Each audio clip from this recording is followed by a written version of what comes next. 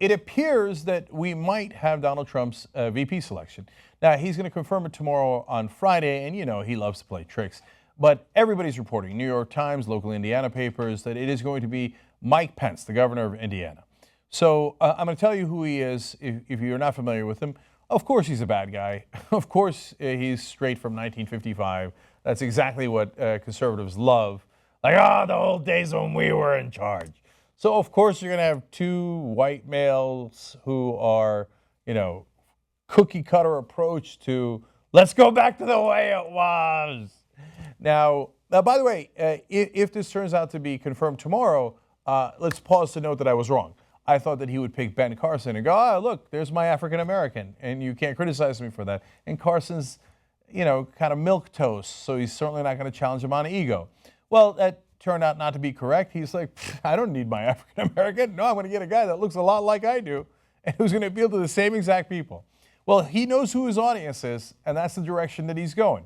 Now, in terms of egos, Mike Pence doesn't have a huge one, generally more of a quiet Republican, not quiet overall because he's done some loathsome things that I'm going to tell you about, but he's even described himself as Rush Limbaugh on decaf.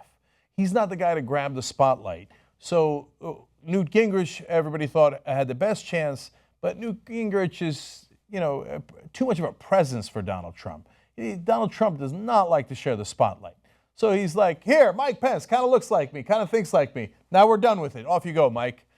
I think that's the general sense. Now, of course, there's other reasons why he picked him, even though they do disagree on a number of issues. And the main one is, hey, establishment GOP, calm down. You're all panicking. Oh, my gosh, should there be a revolution? Should they do something at the convention? No. I'm going to pick a nice and steady, easy guy who's been in the House of Representatives for 12 years, governor for 3.5, deeply conservative, evangelical. Take it easy. Everything's going to be fine. That's the number one reason that he picked him. So I think actually Kevin Hoare, a GOP delegate from Oregon, described it pretty well. He said, Pence, I think, is somebody who would bring along the base of the party, particularly people who might not have been biggest Trump fans.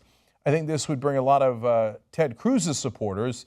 And the other thing is that it would bring someone who has a lot of credible experience in government. That's something Donald Trump knows he lacks.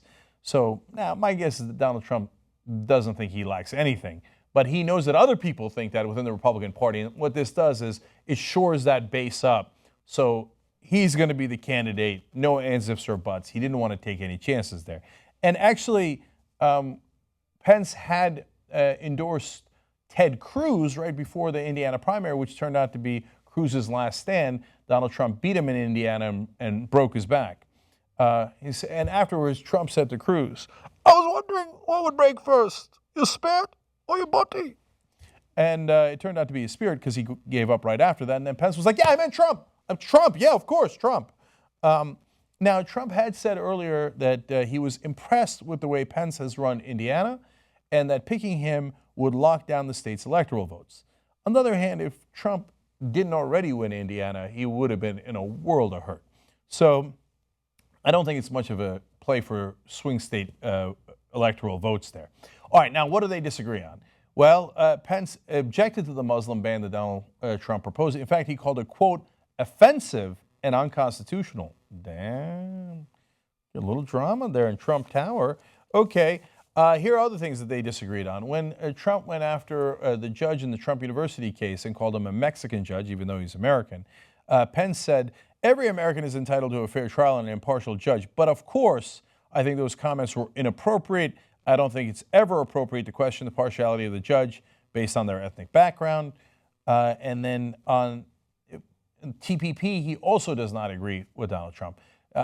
TPP is a rare issue Donald Trump has a correct position on, at least certainly the progressive position, one that is wary of too much corporate power. Governor Mike Pence is a standard Republican, so he works for corporate donors, so he does not agree. He had tweeted out at the time, trade means jobs, but trade also means security. The time has come for all of us to urge swift adoption of the Trans-Pacific Partnership.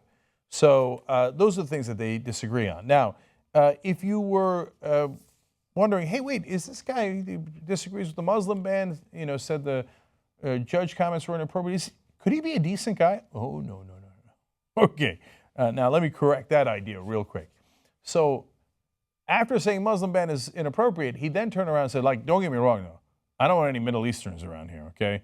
The Syrian refugees, not having it. I don't want that, and I want to fight against it. And now what happened was a federal judge later blocked Pence's move to have agencies who help resettle refugees financially cut off.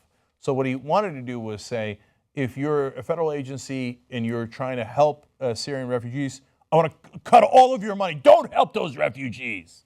So Trump's like, oh, okay, you hate them in a different way. Okay, I can live with that. Well, who else do you hate? Well, last year, Pence ignited a national controversy. Before I get to that, let's go to these sets of folks that he's not happy with. Pence also signed into law one of the most expansive anti-abortion laws in the country. A federal judge ruled that the law was unconstitutional and blocked it before it went into effect.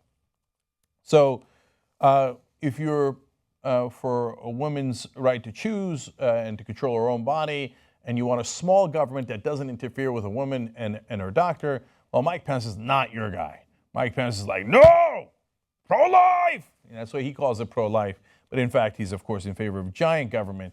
And even though it is an unconstitutional move to try to block your right to choose, he has done it anyway. So now, finally, can this guy be hateful enough to have Donald Trump pick him? Yes, he can. I believe in Mike Pence in this regard. He says last year, Pence ignited a national controversy by signing the Religious Freedom Restoration Act, legislation that sought to legalize discrimination against lesbian, gay, bisexual, and transgender individuals. After severe backlash from civic and business leaders, however, he was forced to amend the measure, ensuring protections for sexual orientation and gender identity. So I give you that because that is Mike Pence right there. His instinct is, let me discriminate. I want to legalize discrimination. And Trump looks at that and goes, ooh, attaboy. I like that. Trump's actually better on LGBT issues. He's like, we hate slightly different people, but that's okay. At least you've got the requisite amount of hate. Then secondly, when his fear, hatred, etc. runs into corporate interests, Mike Pence goes, oh, no, never mind. Because a lot of businesses had said, no. We're not going to have you discriminate here. We're going to pull our business from Indianapolis, from other places, if you pass these laws. And Mike Pence was like, oh, I just got a memo in from my corporate donors. Apparently, I'm not allowed to do this. Yes, sir, absolutely, sir. We withdraw the law right away, sir. That's who Mike Pence is. So that reassures some of the donors. It reassures the Republican base. And so I think that Trump thinks, check. Now, look, this is a crazy election.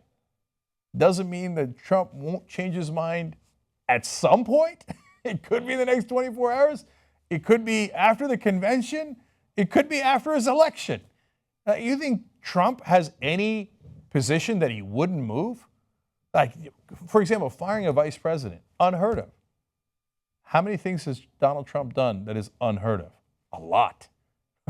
So I know this is now getting a little wild, but I thought one of the reasons that Trump wouldn't pick an establishment Republican is he has no support in the Republican Party. The minute he does something wrong, and he is going to do many things wrong if he wins, then the Democrats go, hey, let's impeach him. And the Republicans go, President Mike Pence instead of President Trump. And then the corporate donors are back in charge. Not such a bad idea. That's how presidents get impeached. So who knows? Maybe he uses them, gets elected, and then goes, hey, Mike, nice job. Attaboy. Now go back to Indiana. Get back on the plane. And then he puts a vice president so crazy that you can't impeach him. Let's see. I mean, let's hope he doesn't win so we don't get to any of those scenarios. But today he appears to have gone with the establishment. So they are appeased for the moment being.